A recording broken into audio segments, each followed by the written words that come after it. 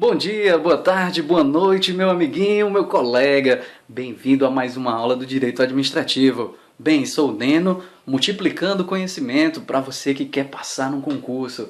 Bom, pessoal, espero que vocês estejam gostando, certo? Realmente está sendo muito divertido, prazeroso acompanhar esse ramo do Direito Administrativo e outros que virão aí pra gente, ok? Acesse meu canal aí, inscreva, compartilhe, curtam. Bom, espero que realmente estejam gostando. Pessoal, na última aula a gente trabalhou sobre o finalzinho ainda do ato administrativo, que foi abuso de poder. É um videozinho curto, mas hoje daremos início à segunda parte sobre princípios, tá bom? Princípios esses encontrados na 9784, ou Lei 9784. Essa lei que trata sobre os processos administrativos, onde temos outros princípios a serem seguidos, né, a serem atendidos pelo Estado. Pessoal, o primeiro deles, ok, será sobre segurança jurídica. Vamos lá. Segurança jurídica. É isso, pessoal. O que seria a segurança jurídica? Bem, a segurança jurídica, ela existe justamente para afastar aquelas interpretações, várias interpretações que surgem no decorrer do tempo quando é existido determinado fato, algo, ok?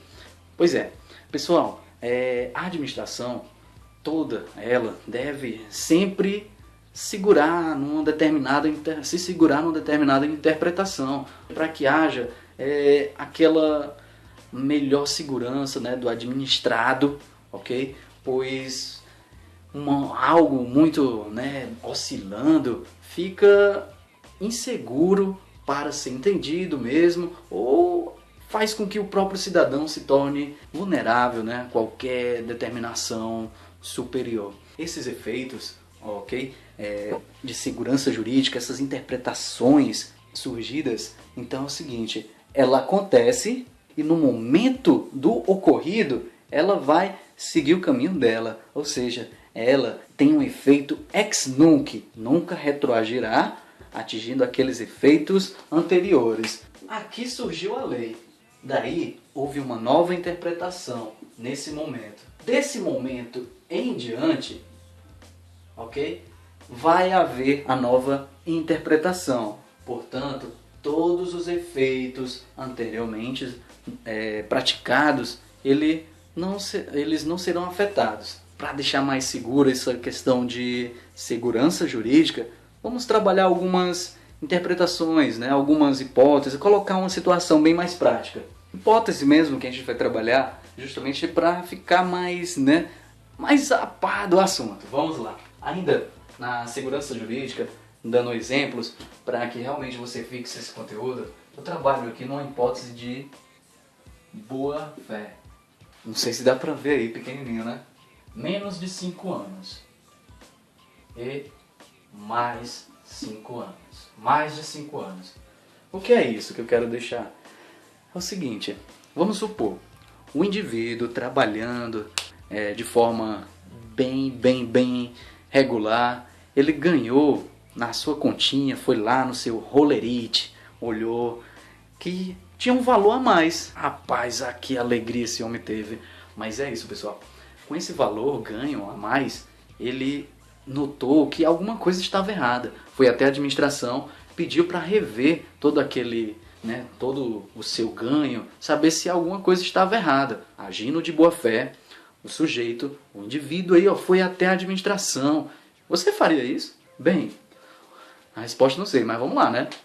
Foi a administração, pediu para rever, no caso, aquele ato feito pelo motivo de ele ter ganhado a mais.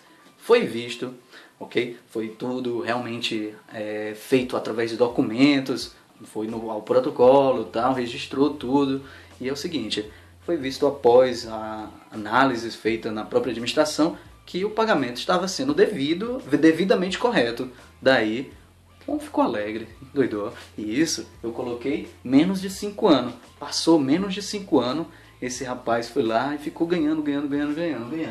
Mas, em determinado momento, a administração descobre que houve um erro. Realmente chamou fulano descobrimos que por isso, claro, fundamentado, todo ato administrativo deve ser fundamentado. Portanto, fundamentado, né, esse ato dizendo que ele estava realmente ganhando por isso, erros administrativos, aquela mudança, conforme a nossa linha, os efeitos anteriores, ainda mais porque agiu de boa fé, ó. Os efeitos anteriores, o ganho anterior, ele vai ser todo relaxado. Relaxem aí, pessoal. Ele não vai pagar não, não. Mas ele vai deixar de receber aquela maminha, certo? Aquele dinheirinho a partir daquela nova interpretação em diante, certo? Agora vamos mais um caso. O rapaz estava de boa fé, ok? Mas, após 5 anos, ok? Após 5 anos, o rapaz ganhando e bem, viu? Quase dobrado, olha só. Após 5 anos, a administração analisa. Poxa, aqui estamos errando, por isso, fundamentado. Então, a administração, a partir desse ponto, pode, né, haver a mudança retirando esse valor que ele ganhava? Seguiu o exemplo anterior, né? Então já tem a resposta. Bem, realmente, ela não pode. O cara vai ganhar esse quase dobrado pelo resto da sua carreira na administração pública, que realmente é o que você quer, né? Tá estudando para isso. Então, pessoal, devido aos 5 anos, eu digo 5 anos por causa do prazo prescricional. Esse é o prazo prescricional administrativo. Após 5 anos, prescreveu, portanto, qualquer mudança surgida, né, pela administração não vai mais valer a pena, não vai haver alteração. Daí temos mais um outro caso, que seria o má-fé. Má-fé. Agora o indivíduo de má-fé. Qual seria esse caso desse sujeito, hein? Eita, má-fé já é coisa ruim, né? Então é isso, pessoal. O rapaz vinha ganhando, certo? Agiu de má-fé pelo aquele ganho, ok? Não quis nem saber de ir atrás da administração, mas é o seguinte, foi comprovado esse ganho, né, por má-fé do agente, do servidor. Dessa vez, por agir de má-fé, ele vai ter que ressarcir a administração. Eita, meu... Ai, não gosto nem de imaginar, porque realmente dói no bolso. Ainda mais para quem não tem, né? Viu, pessoal? Então é o seguinte, essa questão de ressarcir, né, foi justamente porque agiu de má-fé.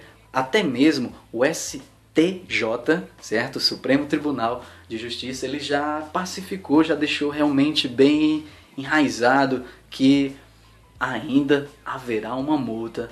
Eita mãe, pois é, haverá uma multa, fora o ressarcimento, ainda haverá multa. Pessoal, na briga, certo? Tá vendo, né? Algo ilegal, né? E também agimos aí com o princípio da segurança jurídica. Mas eu pergunto, nessa briga de legalidade, segurança jurídica, quem preponderaria entre eles aí? Vocês podem responder? Pessoal, segurança jurídica, ela prepondera a legalidade. Um exemplozinho para vocês tirarem e ficar aí para a prova de vocês, principalmente se for fazer CESP, viu? Ela gosta dessas coisas. Pois vamos lá.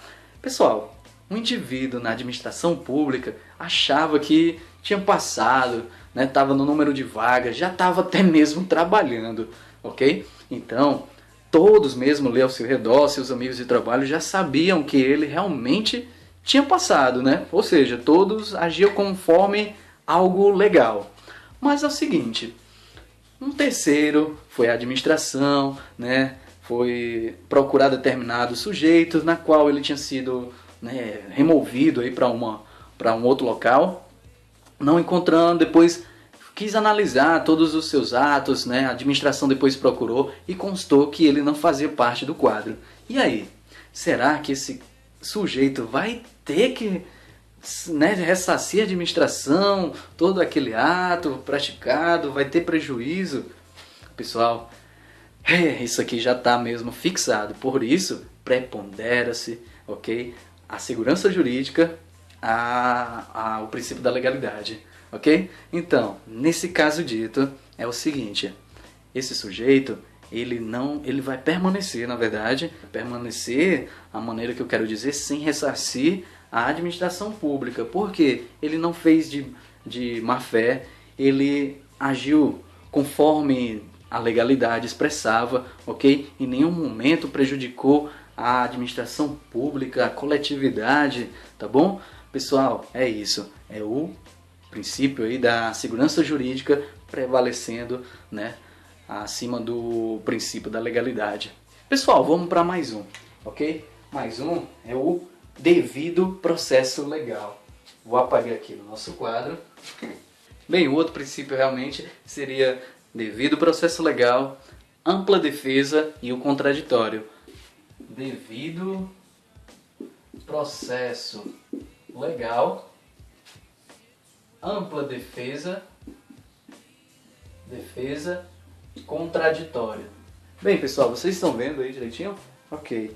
Então, pessoal, é o seguinte, devido processo legal, ampla defesa e contraditório. São princípios encontrados lá no artigo 5º da Constituição, princípios constitucionais, tá bom? Esses princípios estão ligados tanto ao processo, ao contraditório, né, à ampla defesa na administrativo, como também o penal, certo? Pessoal, mas tem um detalhe. Súmula vinculante, ok? STF vinculante, STF número 5. Bem, essa súmula, ela trabalha sobre a inexistência de uma defesa técnica no processo administrativo. É prescindível, ok? Que haja uma defesa técnica. Pode haver a ausência do advogado no processo administrativo. Portanto, essa súmula vinculante trata justamente disso. Não é obrigado, certo, que haja um advogado agindo no processo administrativo. O próprio, né, a própria pessoa pode alegar, pode trabalhar com suas provas nesse processo administrativo. E é isso. Devido ao processo, deve haver, o nome mesmo já é autoexplicativo, né? O devido processo, a defesa, né? E o contraditório, ok? Ampla defesa em todos os sentidos, tanto ele penal como também administrativo. Bom, pessoal, vamos para mais um. Disponibilidade do interesse público. Bem, pessoal, indisponibilidade do interesse público, também mais um termo autoexplicativo. A administração, ela sempre será indisponível, sempre haverá continuidade, certo, dos exercícios, daquelas prestações e serviços públicos prestados para a coletividade. A possibilidade, a existência de uma arbitragem dentro dessa questão mesmo da administração, ela é justamente uma flexibilização da indisponibilidade do interesse público. Aquele agir do, eu não posso, né? Talvez depois, isso não existe, certo, para a administração pública. Se isso existe por aí, pessoal, vão atrás juridicamente que vocês conseguem, né, resolver o problema. Pois é, pessoal, a indisponibilidade, esse eu acho que não existe. Não existe mesmo. Portanto, indisponibilidade do interesse público fica por aí. Agora vamos para o item 4, supremacia do interesse público. Estou colocando só abreviado justamente para caber aí, até mesmo vamos ter que trocar essa tintazinha que está fraco, né, aí para vocês. Então, supremacia do interesse público. Essa supremacia, ela seria o outro lado da corda, né, sendo puxado, né, naquela corda de cabo e força. Ela seria a outra parte da indisponibilidade do interesse público, seria justamente a supremacia. É o poder do Estado, pessoal. É o poder do Estado acima do particular. Daí, então, é o seguinte. Temos nas cláusulas exorbitantes, né, de licitação, de contrato, justamente essas cláusulas que demonstram a supremacia da administração. O poder de polícia, né, da administração, tudo desenvolve-se a essa superioridade. Pessoal, trabalhando também com a supremacia, temos o interesse público, certo, ligado a primário e secundário. Mas quando houver essa briga, quando tiver, no caso, esse acontecimento de rivalidades entre o primário, o pezinho de primário ligado ao povo, tá bom?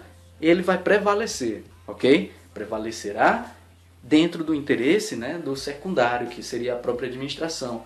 Um exemplo que eu posso dar de um interesse público secundário seria a administração tendo dívidas, né, e não paga, ok? Nesse interesse está sendo um interesse secundário.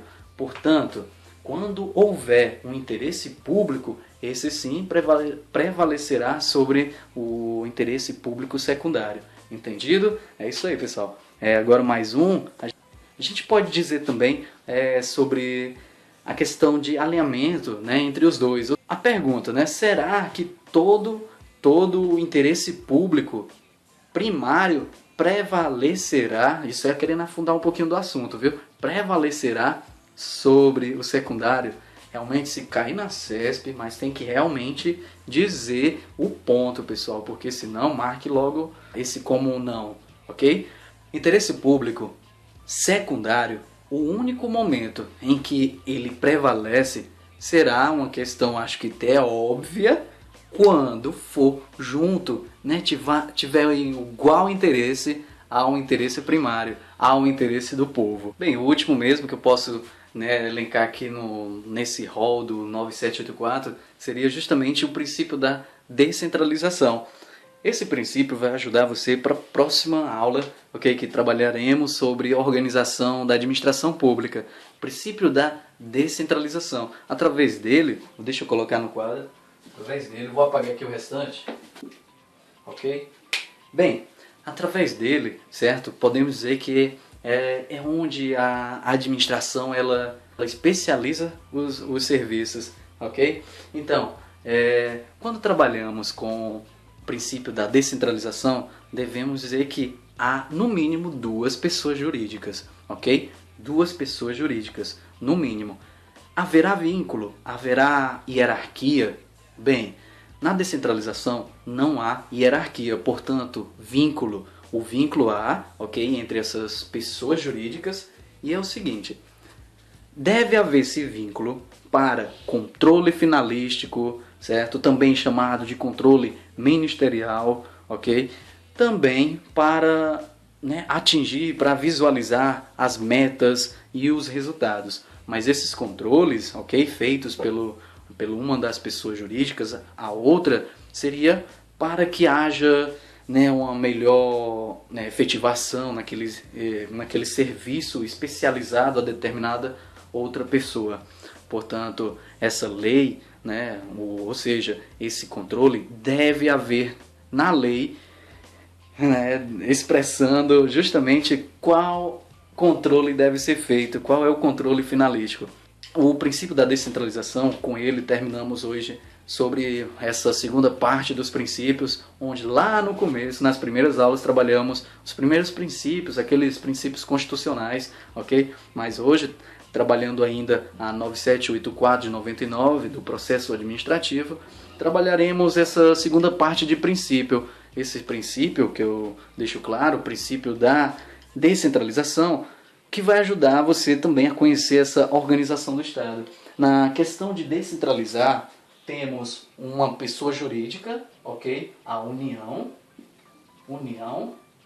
para, né, criar uma outra pessoa jurídica, determina, ok? Através de descentralização. Há um outro, né, uma outra pessoa jurídica. Bem, tá falhando, acho que vai ser realmente só explicando, depois na outra aula vai estar a canetinha melhor aí para vocês. Mas é o seguinte, pessoal, uma pessoa jurídica para outra pessoa jurídica trabalha através de descentralização. No efeito contrário, justamente para que haja enxugar os gastos, né, para que haja essa economia de gastos, realmente aquela pessoa que deu a especialidade, ela retorna, certo? Através de uma centralização, ou seja, o contrário, né? Descentraliza, centraliza. Mas vamos lá, através da descentralização também podemos conhecer um outro termozinho, que é o que pega, viu? Mas pega mesmo na provinha de vocês. Descentralização, aí tem a desconcentração. O que seria a desconcentração? Bem, a desconcentração é o trabalho no caso de uma pessoa jurídica, enquanto a descentralização, duas pessoas jurídicas, desconcentração, uma pessoa jurídica. Naqueles organogramas que vimos, né, em algumas explicações, ou seja, que podemos ver dentro de determinada empresa, ok? No núcleo central, fazendo seu organograma para outros setores, ok? E assim subdividindo, aquele trabalho interno de divisão de tarefa é justamente a desconcentração, ou seja, trabalho, né, sendo jogado para outros ramos, para outros setores, mas por uma pessoa jurídica. Agora o retorno, já fica claro, né? Naquele lá tivemos a descentralização, ok? E o retorno, ou seja, exemplo prático, a União para uma autarquia, ela está especializando determinado serviço, ela está descentralizando. O retorno, tirando aquele serviço especializado de uma autarquia, claro, criado por lei, que vamos ver também isso na organização administrativa, criou, né, a autarquia por lei, o retorno, centralização, descentralização, centralização. Dentro de uma pessoa, desconcentração, ao retorno para enxugar os gastos, seria concentração. Aí fica a perguntazinha final, será que pode haver a descentralização, desconcentração, centralização e descentralização no mesmo contexto? Vejam bem isso aí, trabalhe bem no seu caderninho, na lousa não vai dar para botar, mas vamos explicar aqui rapidamente. Pode haver no mesmo contexto todos os quatro elencados. A União, ok? Ela descentraliza a autarquia, determinado serviço, descentralizou. A autarquia, já dentro dessa pessoa jurídica, começa seus ramos, né, dividindo através de setores, através de outros serviços dali prestados. Então, ela está fazendo o quê? Desconcentrando. Para enxugar os gastos, né, por gastar muito em determinado serviço, ela retorna, extingue todo aquele outros ramos, aqueles outros setores, fazendo a concentração. Já a União, através de lei, ela extingue aquela autarquia. O que estaria fazendo? Está centralizando. Portanto, pessoal, descentralização, houve a concentração, depois a desconcentração, depois teve a concentração e, por final, a centralização. Pois é, pessoal, eu fico por aqui, dá o meu joinha aí, né? Curte, compartilha aí nessa rede grandona que existe aí, social, ok? Agradeço bastante a compreensão de vocês, espero que estejam gostando. Qualquer coisa, dá uma crítica, manda um e-mail, vou deixar aí embaixo aí, ok? Brigadão, até mais e até a próxima mesmo aí, vamos que vamos!